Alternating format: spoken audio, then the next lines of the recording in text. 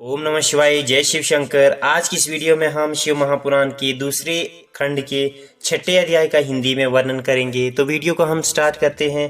ब्रह्मा जी ने कहा, हे नारद, भगवान विष्णु की आज्ञा शिरोधार्य कर मैंने भगवान सदाशिव के प्रति उस द्वेष का त्याग कर दिया जिससे मैंने उनके माया से मोहित होकर अपना रखा था।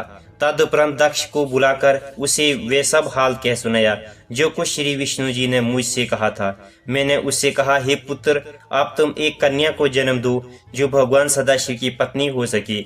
ऐसा होने पर हम और तुम संसार से में धन्य हो जाएंगे। तुम भगवान सदाशिव की तपस्या करके उनका दर्शन प्राप्त करो और ये वरदान मांगो कि हे प्रभु, आप मेरे संतान बनकर जन्म लें।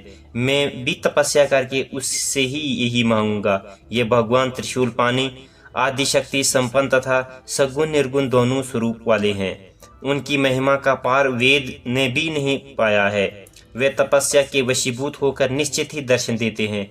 जब उन कृपालु शिव जी ने मुझे उत्पन्न किया था उस समय मेरे तथा विष्णु जी की प्रार्थना को सुनकर हमें वे वरदान भी दिया था कि वे स्वयं भी हर नामक अवतार ग्रहण करेंगे और हमारे संपूर्ण मनोरथ को पूर्ण करेंगी। उन्होंने ये बताया था कि उनकी आदि शक्ति जिनके अंश से लक्ष्मी की उत्पत्ति हुई है भी एक कला से उमा के रूप में जन्म लेकर हर अवतार की पत्नी होंगी। भगवान सदाशिव ने बताया कि हमारे स्वरूप की आदि शक्ति द्वारा ही इस संपूर्ण सृष्टि का उत्पन्न होता है और वे आदि शक्ति समस्त संसार की माता है।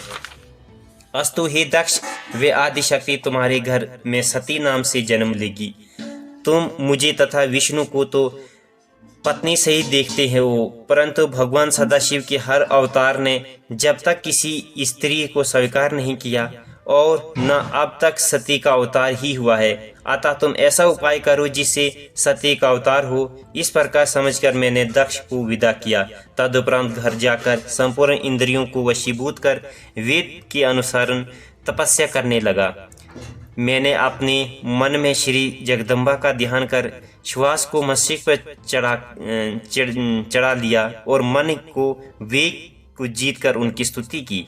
तब मेरे उस तपस्या से प्रसन्न होकर एक जगदम्बा ने मुझे सेवक जानकर दर्शन दिए। ये थे शिव महापुराण के दूसरे खंड के छठे अध्याय का हिंदी में वर्णन।